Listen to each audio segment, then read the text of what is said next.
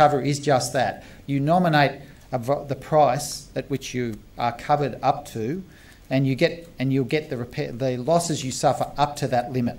Okay, so if you've got a home worth, if you take insurance out on your home, if you take out insurance for 300 grand and your home burns down, it's going to cost 500 grand to repair. You only get paid 300 grand. You don't get paid 500 grand. Okay, and that's what fixed price cover gets you.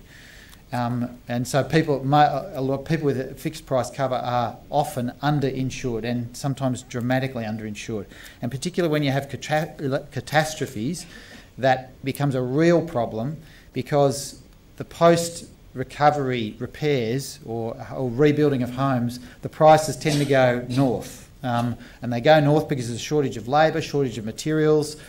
You know, governments introduce new regulations that cost more money, etc. So the price of rebuild, which when you took out the initial policy, might have been enough, query whether it was, but chances are it won't be enough come 2, 3, 5, 10 years later, unless you've updated it as you go along, and a lot of people don't. Okay, so big problem. So what we in the consumer movement have been telling people for a long time is, for God's sake, take out a policy that's got replacement or repair cover, and that is, as it says, that if your home's destroyed, then the insurer will repair it or they'll replace it. So you don't need to worry about whether you're adequately insured. You will be. And there are some insurers who had that. So, for example, in the Victorian bushfires, there were 2 insurers, ComInsure and AAMI, had full cover, had full replacement cover. All the other insurers, CGU, Allianz, etc., they only had replacement cover. So a lot of their insureds were woefully underinsured, like horrendously underinsured, and it's a big problem. Is that sort of gap because people think, oh, I've got house insurance, I'm covered, and don't go into the minutiae? Oh, sorry. Is that do people fall into that hole because they just think I've got insurance at that level? Therefore, it'll cover me. Full stop. Okay. Some people do that. What often happens is when you ring up an insurer to take out a home and contents policy, they are programmed, trained to ask you questions. And some insurers have these matrices where they ask you questions like, how big's your home? Where is your home? How big is it? How many squares is it, etc. And they punch that information into a machine. They say, well, you will need about blah worth of cover, right? But it's imperfect. The Canberra bushfires was a really good example of how that did not work well at all, that matrix stuff, and people were nevertheless underinsured. But then you've got to update it year on year. And then, as I say, you have this big spike in what the replacement costs become after the major catastrophe. So people just don't factor that stuff into these things. So it's pretty rare that people with replacement cover are fully insured on these things. It's less of an issue with major floods, because more often than not, the home is not destroyed, the house is not destroyed. It needs to be repaired, so you may fall under the fixed price limit for that, right? But nevertheless, there will be plenty of examples where people's homes have been destroyed by the inundation, or where there's massive repairs need doing. It may nevertheless be under insurance issues there. Okay, so it's also very common in building insurance as well, by the way, under insurance. Okay, with replacement repair cover, there is also a bit of a controversy, and that is whether because it's usually at the insurer's option whether they replace or they repair. And sometimes what they'll do is they say, well, we say it'll cost blah to repair it, so we're not going to repair it. Here's the dough. Now go away. Or they don't want, or they say, well, we'll repair it. And some people say, I don't want to live here anymore. I'm so over this. We've been inundated 5 times, or our house has been destroyed by bushfires twice. I'm getting the hell out of here. And some insurers, there becomes an issue about what they'll pay you for if you're not going to do a replacement. Okay. All right. There's other stuff like clean-up costs. There can be controversy about that. And that's the cost of cleaning up and getting cleaning up your floors, cleaning up your walls, carting all the debris away, all that sort of stuff. Now, in major catastrophes, that tends not to be a major issue, because, as we've seen in Queensland, there's these massive numbers of volunteers who are out there helping people cleaning up at no cost. So, in fact, the insurance companies love that, because it means the clean-up costs are less for them. But there can be issues around what costs they'll pay. We've seen a bit of that in the Victorian bushfires, although even there what happened was that the government contracted Grollo, one of the big building companies, to do the clean-up costs. Temporary accommodation costs is also an issue. I mean, heaps of people are out of their homes at the moment and in temporary accommodation or bunking with family and friends. Most insurance policies will have temporary accommodation costs they will cover, but usually the issue becomes how much a week will they cover you for. Most policies do not have a limit. Some have put a limit of, say, for example, 10% of the fixed price amount, but a lot of them have no limit. But they will tell you, oh, we will pay up to $300 a week, which is sort of arbitrary limit an insurance company puts on something. How am I going for time? Beauty. So there can be issues around that, can be fights around that. And that most temporary accommodation costs are for up to 12 months, okay, which insurance companies think is enough. Then there are other things like professional and legal costs. So some policies will cover you for professional fees relating to loss or damage, or the reparation of loss or damage. It's common in building insurance policies. For example, accounting fees can be covered to pay for, to calculate business losses. So if you've got a business insurance policy that covers you for in business interruption, so it'll cover loss of turnover, loss of profit, loss of payroll, there can be issues about what that turnover was, what the profit was, and you can get accounting fees paid for to do, accountants in to do this, and there can be fees covered under that, under insurance policies. Or legal fees to get the discharge of mortgages, things like that. Again, these are often capped. These fees are usually capped though. They might cover you for $5,000 as sort of a common figure, or they'll cap it at a percentage of, say, 10% of whatever your total fee is.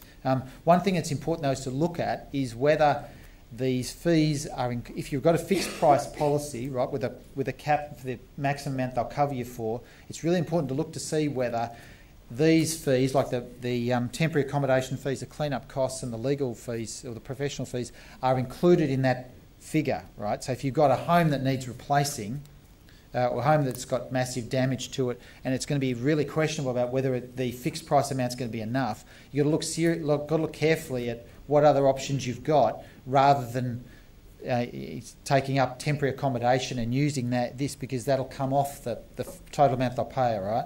So if there are freebies going for, or if there's volunteers who will clean it or who will assist with the repairs, or if government schemes are put in place to do that, the idea is use them, because rather than use your insurance policy, particularly if it is that it comes off the fixed price amount, all right? Because it will reduce the amount that'll be available to you for replacement cover, or to fix things up, all right? Let's move on. Claims process. Now we get into the murky world of insurance companies and claims and complaints and all that stuff. This is sort of a 3-hour session on its own, so this is very snapshot stuff, all right? Claims. You can make a claim by just call the insurance company to make the claim. Call them, the claim starts then, all right? You can do it by telephone, online, by post, whatever you want to do it. The claim isn't initiated by a claim form, it's initiated by that contact. The insurance company will log it, that will start the claims process. They will then send out a claim form to fill in, you fill it in. Take photographs. Tell your clients to take photographs of the premises and damaged items, and to collate and put together an inventory of lost items or damaged items, and that includes even stuff that's got really, really minor damage. Put it down. But one thing to keep in mind, and this is an important thing, is that insurance companies are bound by, in their claims, by a thing called the General Insurance Code of Practice, and that Code of Practice says that if you miss off something, if you fail to claim something because you forgot about it or you just hadn't got around to doing it or whatever, from your inventory, and the insurance company pays you out, you can go back to them within 6 months and say, oh, I left this off, or I suddenly remembered this thing floated down the river or whatever, and you can go back to them and get this stuff put in. Even if they've insisted on you signing a release saying this finalises your claim, the Code of Practice overrides that, and you've got 6 months to put it in a catastrophe, and these have been classified as catastrophes, all right? Important thing. The claims process, right. So you put your claim in. The insurer, they'll acknowledge receipt of the complaint and notify you what further info and documents they need.